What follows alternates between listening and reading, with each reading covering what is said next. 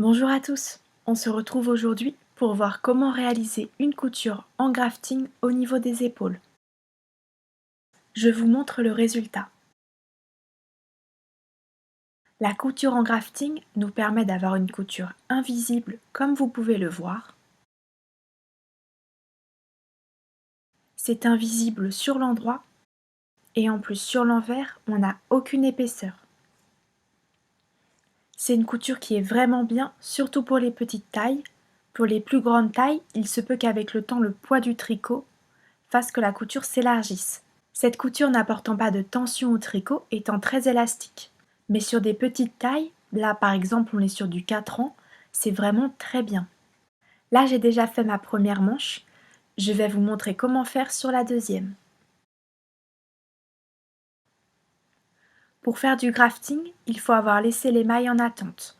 On ne doit pas avoir rabattu nos mailles.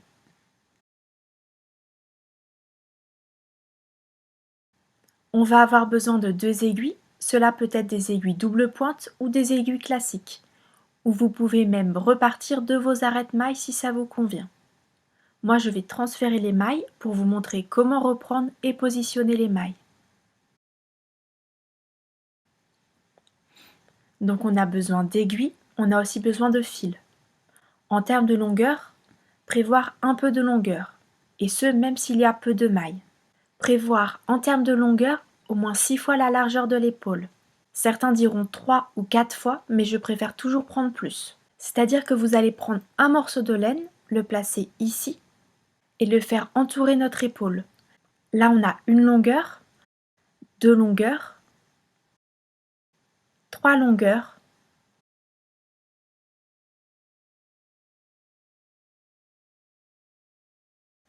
4 longueurs, et vous refaites 5 longueurs et 6 longueurs. Vous pouvez aller jusqu'à 8 fois, mais normalement ça devrait suffire et être nécessaire.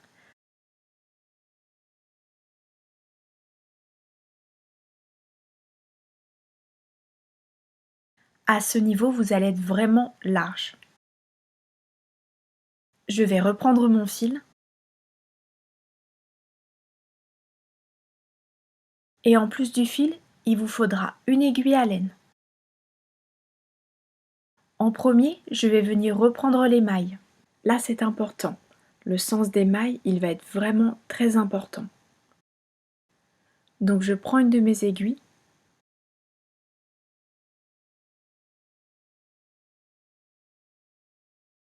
et je viens faire glisser les mailles dessus.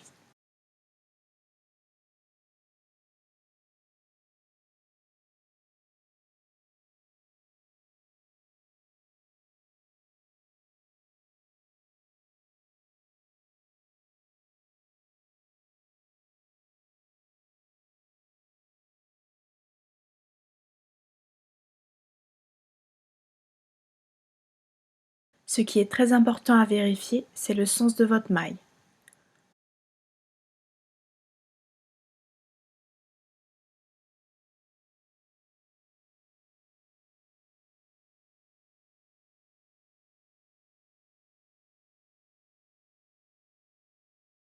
Je vois déjà que ma première maille est mal mise. En fait, vos brins doivent être positionnés comme si on allait les tricoter. C'est-à-dire que si vous étiez amené à reprendre le tricot, votre brin doit être devant. Ici ce n'est pas le cas, je viens donc la mettre dans le bon sens. Il faut vraiment que le brin soit bien positionné.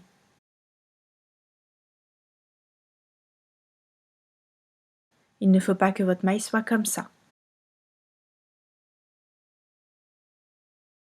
Ce brin doit être devant l'aiguille et celui-là derrière. Donc il faut vraiment faire attention à ce que sur toutes vos mailles, vous ayez bien ce brin devant, comme si vous les tricotiez à l'endroit, et toutes. Toutes doivent être dans ce sens-là. Elle l'est, et moi je sais que je les ai toutes. Vraiment, votre premier brin devant. Ça c'est pour notre premier côté. Maintenant, on va aller récupérer les mailles de l'autre côté.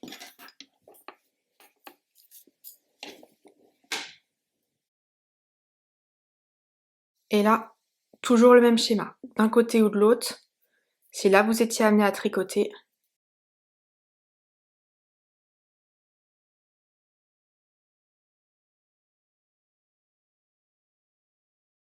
qui est relié à l'autre maille, celui-là, il doit être derrière. Un fil suit toujours le même schéma. Il part de devant, passe derrière, passe dans les deux boucles, et puis il repasse au-dessus de l'aiguille. Là, on est dans le bon sens.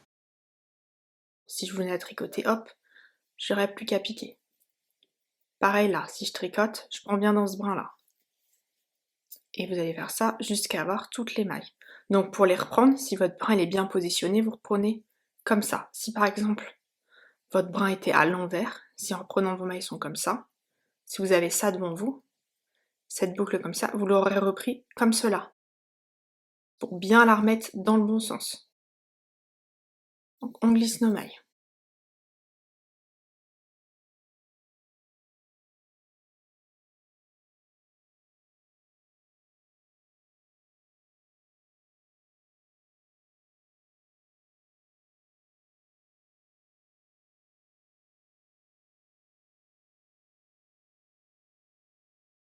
Voilà, on a bien toutes nos mailles dans le bon sens. Moi, ce que je préfère faire pour ma couture, c'est repartir du niveau de l'encolure. C'est que je vais positionner mes deux aiguilles l'une sur l'autre. Donc là, j'ai l'envers, l'envers, envers contre envers.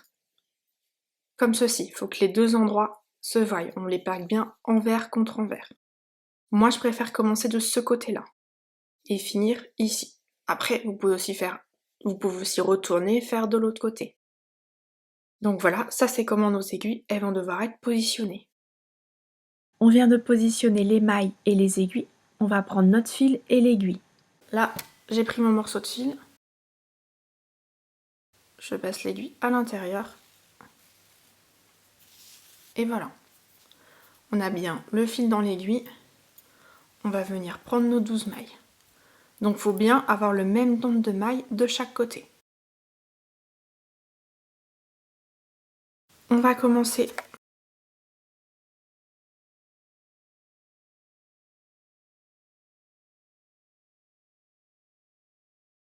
Vous devriez pouvoir mieux voir.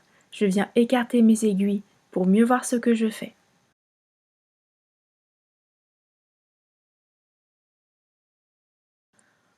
Là, on va commencer par la position de départ. On va passer l'aiguille dans la première maille de l'aiguille qui est devant, comme si on tricotait la maille à l'envers. Donc on passe de la droite vers la gauche dans le premier brin. On fait ensuite ressortir le fil.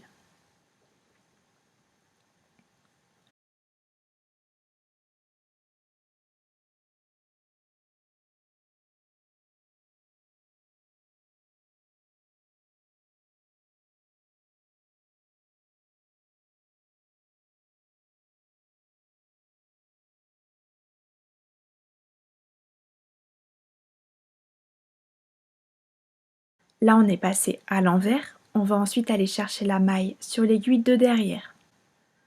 De l'autre côté, on va piquer comme si on tricotait la maille à l'endroit.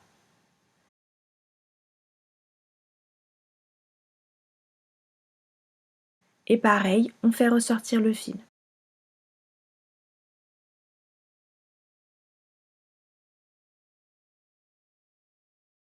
Ça, c'est notre position de départ.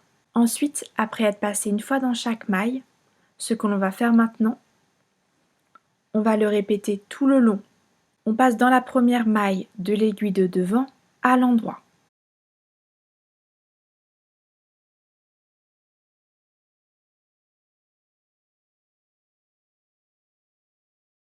Ensuite, cette maille, on la fait tomber de notre aiguille.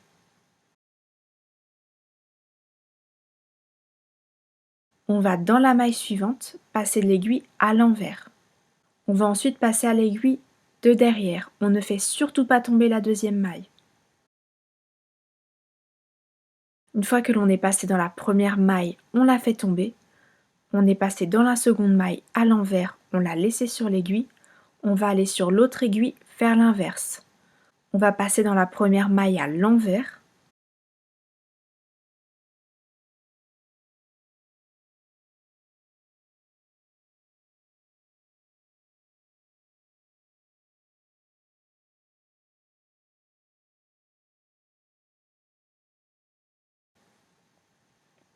Cette maille, on la fait tomber de l'aiguille et dans la maille suivante, on passe à l'endroit.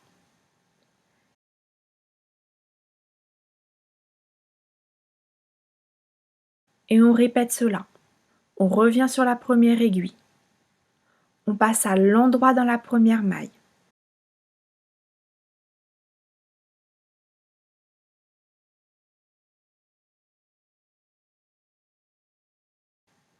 On fait tomber la maille. On passe à l'envers dans la seconde maille. On laisse la maille sur l'aiguille. On passe à notre deuxième aiguille. On passe à l'envers dans la première maille. On fait tomber la maille. Et on passe dans la deuxième maille à l'endroit.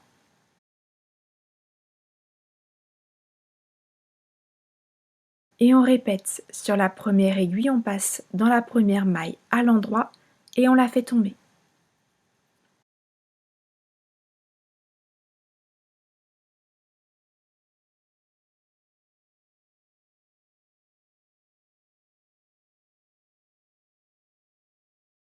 Puis dans la maille suivante, à l'envers.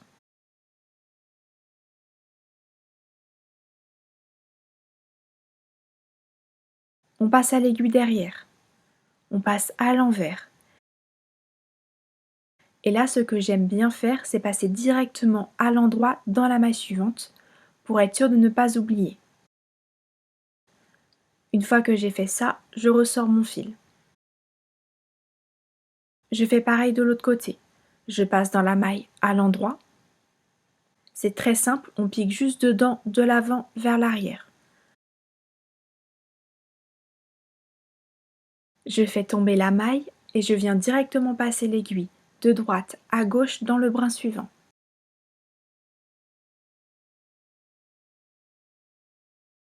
Voilà ce que ça commence à donner.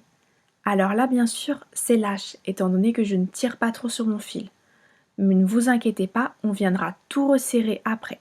Il vaut mieux être lâche que trop serré. Et on continue. Envers, endroit.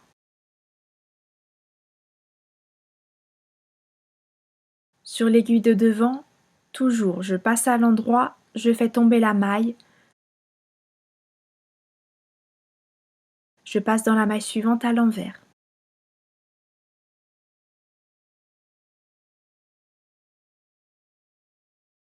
Sur l'aiguille de derrière, toujours la même chose, je passe à l'envers dans la maille, je fais tomber la maille et je passe dans la maille suivante à l'endroit. Et je vais continuer comme ça jusqu'à ce qu'il me reste 2 mailles sur chaque aiguille.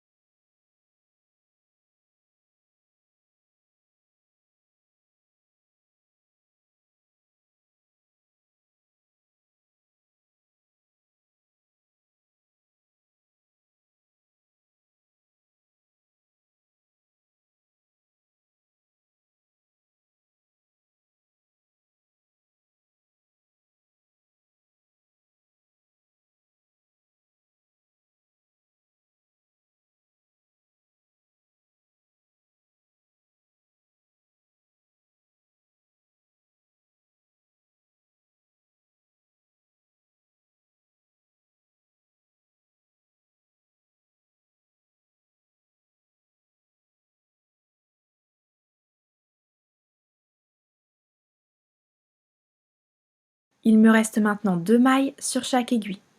On va suivre le même schéma. Sur la première aiguille, on passe dans la première maille à l'endroit, on la fait tomber, et dans notre dernière maille à l'envers.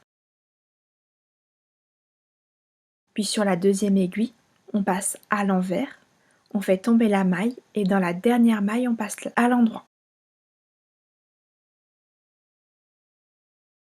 Pour les 2 mailles restantes, on vient dans la maille sur la première aiguille, passer à l'endroit, puis on fait tomber la maille. Dans notre maille restante, on passe à l'envers et on la fait tomber.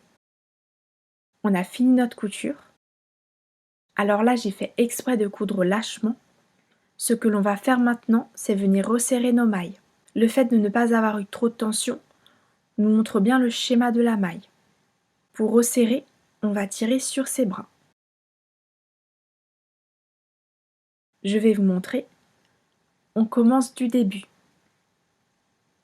On va tirer sur le premier brin pour que la taille de la maille soit équivalente aux autres.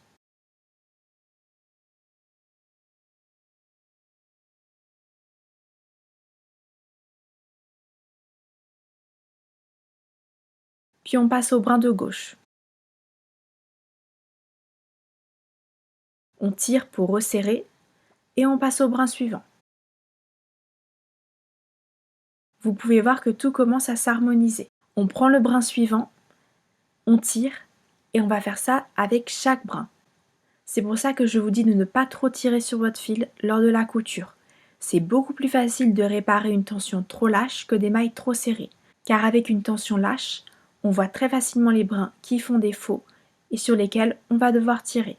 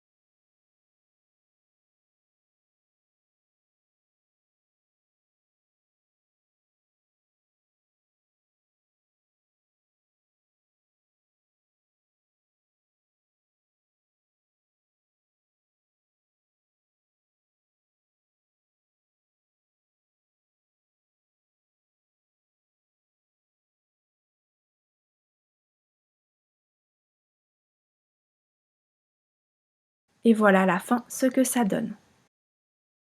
On a sur l'endroit une couture qui est invisible, un résultat qui est très harmonieux.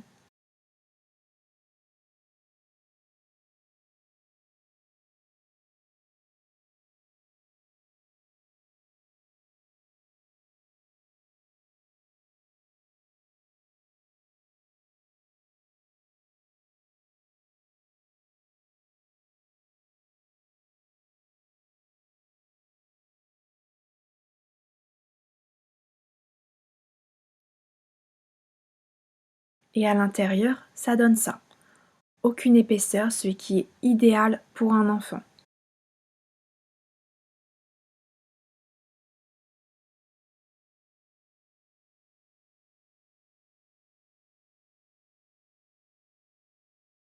J'espère que cette vidéo vous a plu. N'hésitez pas à poser des questions dans les commentaires et on se retrouve dans une prochaine vidéo pour voir comment coudre les manches en grafting.